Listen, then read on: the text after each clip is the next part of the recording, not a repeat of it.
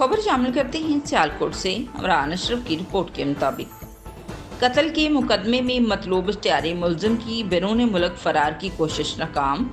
संगीन जराइम में मुलव्वस इश्तिहारी मुलजिम की बैरून मुल्क फरार की कोशिश नाकाम।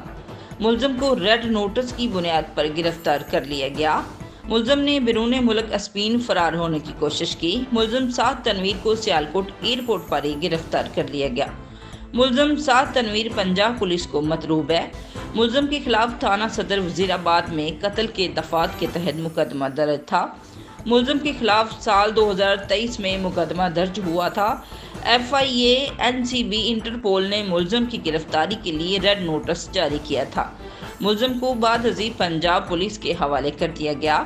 मुलजिम की हवालगी इंटरपोल इस्लामाबाद की FIA इमिग्रेशन सियालकोट के साथ करीबी राबताकारी की वजह से मुमकिन हुई।